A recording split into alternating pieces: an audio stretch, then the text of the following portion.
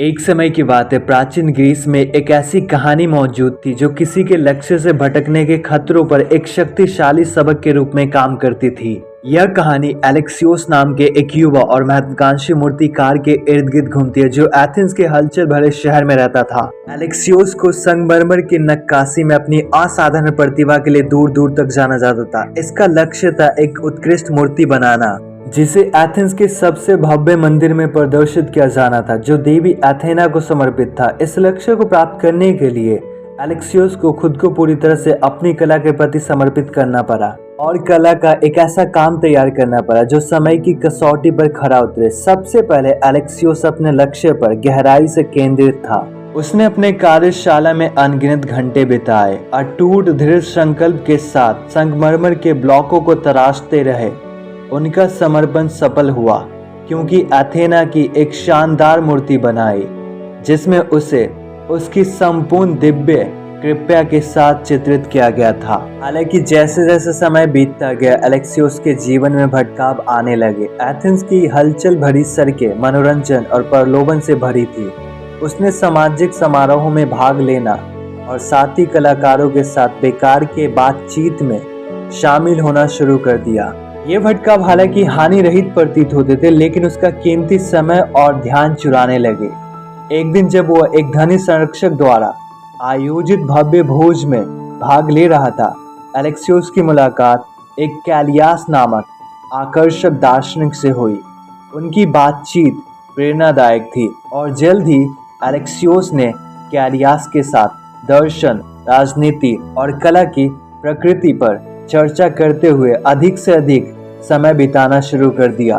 धीरे धीरे लेकिन निश्चित रूप से मूर्तिकार का अपनी कार्यशाला में आना कम हो गया और एथेना की मूर्ति अधूरी रह गई। साल बीतते गए और एथेंस बदल गया। जैसे इस शहर की सड़कों पर राजनीतिक उथल पुथल मची, शहर और अधिक अराजक हो गया। एलेक्सियोस, जो एक समय एक होनहार मूर्तिकार था, अपने आसपास की दुनिया का मात्र एक दर्शक बन गया। उसकी उत्कृष्ट मूर्ति एथेना की मूर्ति अधूरी रह गई और धूल भरी चादर के नीचे छिपी रही।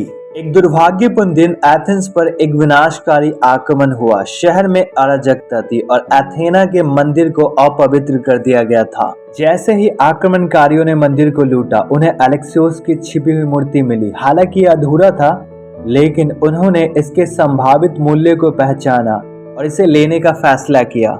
एलेक्सियोस अपनी कार्यशाला में लौटा, लेकिन उसे खंडर में पाया। उसके स्टूडियो की दीवारों के साथ साथ उसके सपने भी ढह गए थे। पछतावे और निराशा ने उसे अभिभूत कर दिया। एलेक्सियोस को एहसास हुआ कि कैसे भटकाव ने उसे अपने अंतिम लक्ष्य से दूर रखा और वो कई वर्षों तक अपने समय को नष्ट करता रहा।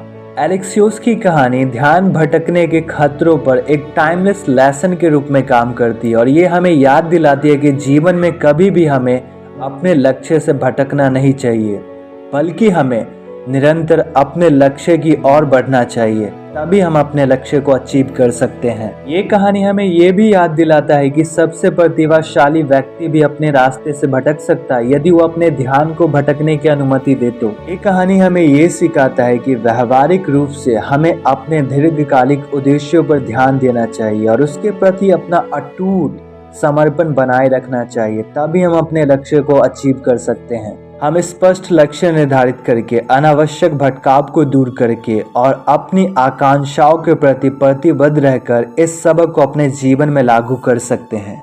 चाहे भटकाव कितना भी आकर्षक क्यों न लगे, लेकिन एलेक्सियोस की कहानी हमें ये याद दिलाती है कि क्या हो सकता था अगर एलेक्सियोस अपने लक्ष्य से नहीं भटकता तो। हम इस प्राचीन ग्रीक कहानी को सफलता की दिशा में अपनी यात्रा पर स्थिर बने रहने के लिए एक चेतावनी अनुस्मारक के रूप में याद कर सकते हैं। दोस्तों, एलेक्सियोस की तरह आज हम भी अपने लक्ष्य से भटक चुके हैं, दूर हो चुके हैं। हम वो कर रहे हैं जो हम कभी जीवन में नहीं करना चाहते थे। या तो हमें मजबूरी में करना पड़ रहा है या हमने इसे चूज नहीं किया है। यदि आप अपने जीवन में अपने लक्ष्य से दूर नहीं होना चाहते हो तो इस कहानी के मोरल को अपने लाइफ में अप्लाई करो, वरना एलेक्सियोस की तरह अंत में आपको पछतावा और निराशा के अलावा और कुछ नहीं मिलेगा। इसलिए जीवन में कभी भी आप अपने लक्ष्य से दूर मत होना। चाहे भटकाव आपको कितना भी आकर्षक क्यों न लगे, आपको खुद पर नियंत्रण करना है।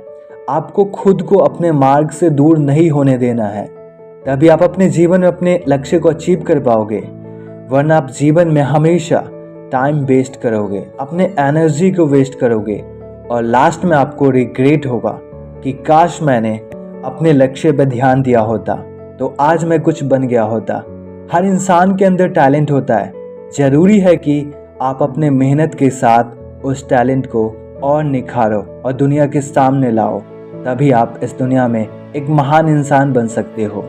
दोस्तों, मुझे उम्मीद है कि आप इस कहानी के नाते को अपने जीवन में अप्लाई करोगे और आज से ही अपने लक्ष्य से भटकने की कोशिश नहीं करोगे, बल्कि हमेशा अपने लक्ष्य पर बने रहोगे। तो सीखते रहे और जीवन में आगे बढ़ते रहिए। अगले वीडियो में मिलते एक नई कहानी के साथ, एक नई सोच के साथ। आप सभी को तहे दिल से धन्यवाद इस वीडियो को देखने के लिए।